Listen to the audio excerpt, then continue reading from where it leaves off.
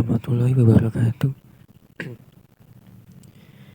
Kali ini saya akan menjelaskan mengenai metode kuantitatif pengaruh digital marketing dan brand awareness terhadap keputusan pembelian konsumen pada produk iPhone di Indonesia.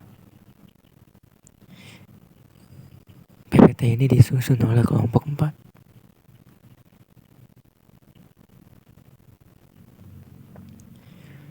Oke, saya lanjut aja ke pembahasan.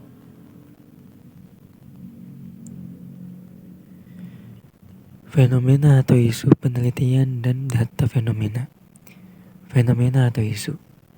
Isu yang muncul dalam fenomena ini adalah apakah strategi digital marketing yang diterapkan Apple serta tingginya brand awareness yang dimilikinya memiliki pengaruh signifikan terhadap keputusan pembelian konsumen di Indonesia.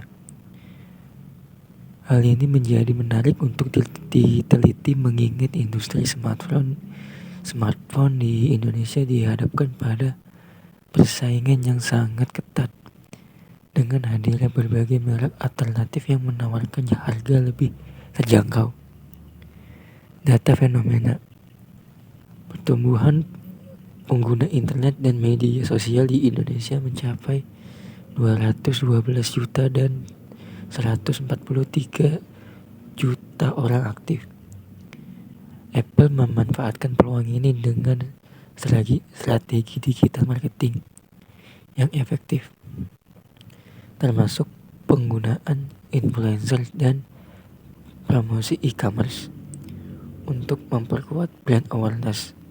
Survei Jakpad tahun 2022 menunjukkan 74,2% konsumen memilih iPhone karena kualitas kamera, 51,6% karena ekosistem yang terintegrasi dan 48,9% karena citra merek yang eksklusif.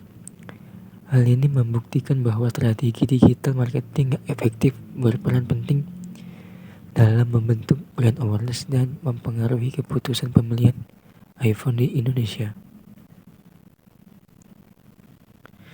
Perumusan masalah 1. Apakah terdapat pengaruh digital marketing terhadap keputusan pembelian konsumen pada produk iPhone di Indonesia? 2. Apakah terdapat pengaruh antara brand awareness terhadap keputusan pembelian konsumen pada produk iPhone di Indonesia? Yang ketiga, apakah terdapat pengaruh secara simultan antara digital marketing dan brand awareness terhadap keputusan pembelian konsumen pada produk iPhone di Indonesia? Kerangka pemikiran digital marketing X1, brand awareness X2, keputusan pembelian konsumen Y. Populasi dan sampel. Populasi adalah masyarakat di Indonesia yang memiliki iPhone atau mengetahui produk iPhone. Sampel, sebanyak 60 responden yang dipilih memiliki atau mengetahui produk iPhone yang sudah mengisi kuesioner kami berdomisili di Indonesia. Di sini ada uji validitasnya. Bisa kalian lihat. Pertama buka SPSS ya. Lalu klik analyze. Setelah klik analyze, buka klik correlate dan bivariate. Lalu semuanya ini diblok ya, dari X1 sampai bawah diblok, lalu pindahkan ke kanan ke variabel. Nah, seperti ini. Lalu klik OK. Nah, ini tabelnya bisa kalian lihat ya, ini banyak sekali. Langsung saja. Uji validitas. Airtable. Tingkat signifikasi sama dengan 0,05. Respondennya 60 orang. Rumus Airtable yaitu DF sama dengan N kurang 2 sama dengan 60 kurang 2 sama dengan 58 atau 0,2542. Bisa kalian lihat di tabel sini ya, yang nomor 58. Hasil uji validitas dinyatakan valid jika R hitung lebih besar daripada R tabel, yaitu 0,2542. Lalu sini ada uji reliabilitas. Yang pertama kalian buka SPSS dulu, ya. Lalu klik analyze. Setelah itu klik scale. Habis itu klik reliability analyze. Lalu muncul seperti ini. Ya, item-item seperti ini. Nah, ini hasilnya. Jika nilai Cronbach's alpha lebih dari sama dengan 0,6, maka dinyatakan reliable. Jika nilai Cronbach's alpha kurang dari 0,6, maka dinyatakan tidak reliable berdasarkan hasil uji reliabilitas karena 0,870 lebih besar dari 0,6, maka dinyatakan reliable. Lalu sini ada uji korelasi. Yang pertama kalian buka SPSS, lalu klik analyze. Setelah itu pilih correlate, lalu pilih bivariate. Nah, ini adalah yang dipindahkan adalah total X1, total X2, dan total Y. Kan ini kan sebelah kiri ini kita pindah ke kanan. Lalu klik OK.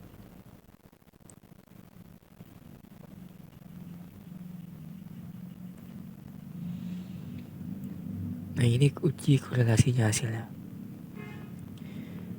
Bisa diketahui kategori korelasi nilai R 0,81 sampai 0,99 sangat tinggi. 0,61 sampai 0,8 tinggi. 0,41 sampai dengan 0,6 cukup tinggi. 0,21 sampai 0,4 rendah. 0,01 sampai 0,2 sangat rendah.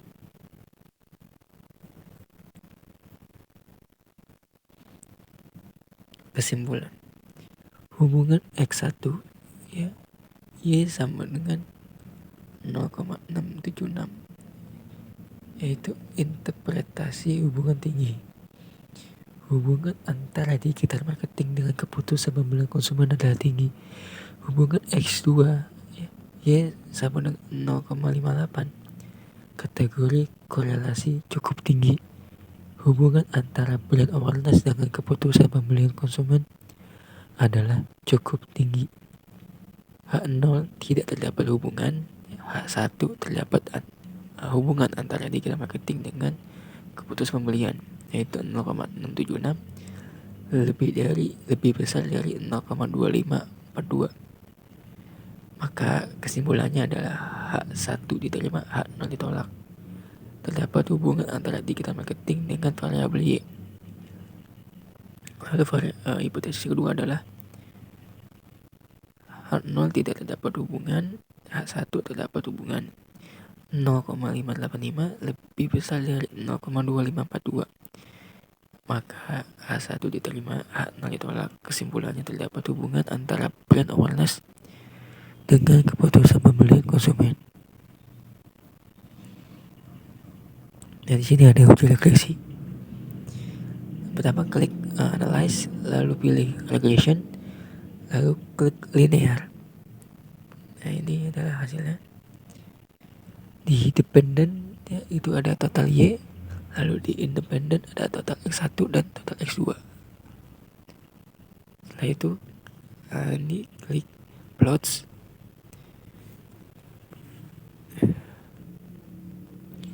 Pertama ini klik statistik dulu. Di sini estimasi dicentang, modal fit semua dicentang ya. Jadi klik continue. Kedua kalian klik plots. Ya. Di variabel Y itu di spreadsheet dan X-nya itu spread. Lalu continue.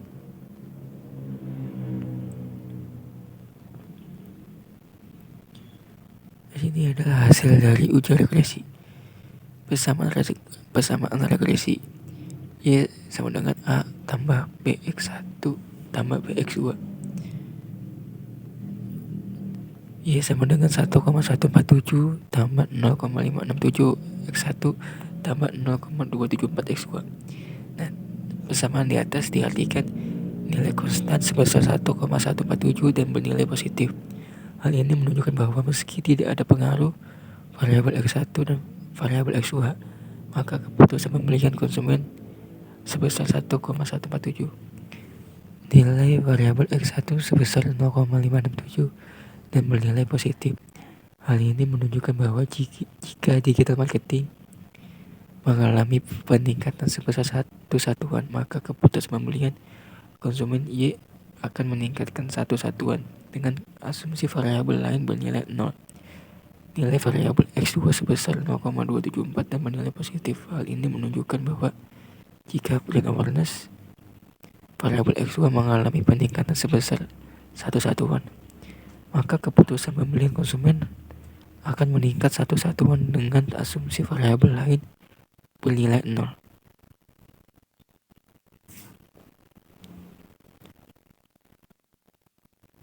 Lalu sini ada uji T parsial.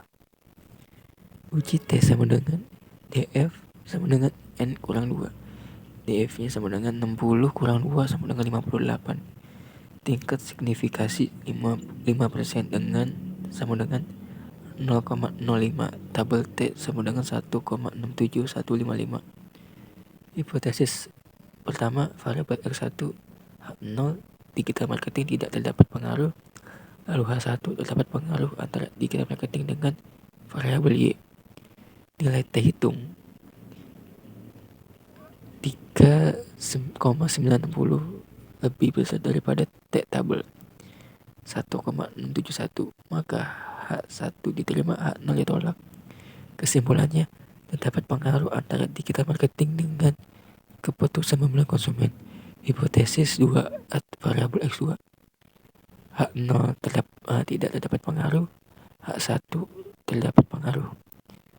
Nilai T hitung 1,71 lebih besar dari T tabel 1,67155, maka H1 terima, H0 ditolak. Kesimpulannya, terdapat pengaruh antara brand awareness dengan keputusan pembelian konsumen. Ini ada uji simultan tabel ANOVA. Dependent variable total Y. Yang kedua, prediktor atau konstan total X2 total X1. Variabel sama dengan 3. DF menyebut DF sama dengan N dikurang K plus 1 sama dengan 60 dikurang 3 plus 1 sama dengan 56. DF pembilang DF sama dengan K minus 1 sama dengan 3 minus 1 sama dengan 2. Lalu di sini ada tabel F. F hitung sama dengan 26,702. F tabel sama dengan 3,16. F hitung sama dengan 26,702 lebih besar dari F tabel 3,16, maka keputusan H1 diterima, H0 ditolak.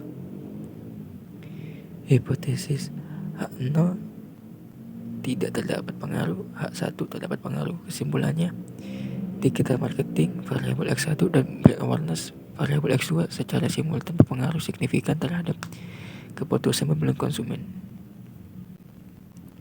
Lalu sini ada koefisien determinasi. D sama dengan teks D dikurang R square dikali 100%.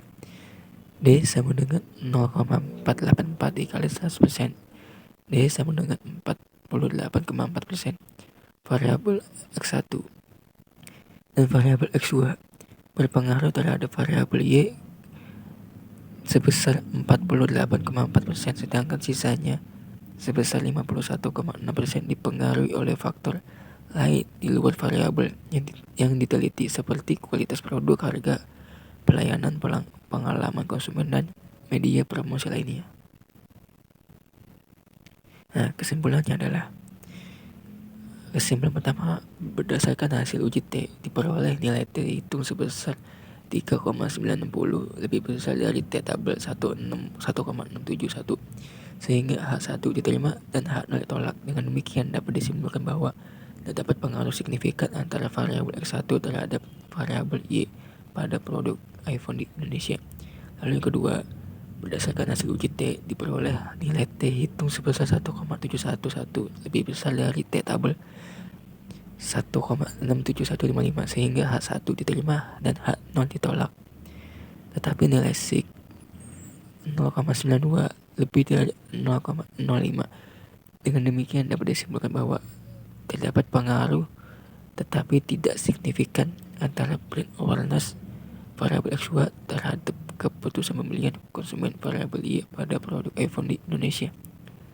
Berdasarkan hasil uji F, diperoleh nilai F hitung sebesar 26,702 dan F tabel sebesar 3,16. Karena F hitung lebih besar dari F tabel, maka H1 diterima dan H0 ditolak.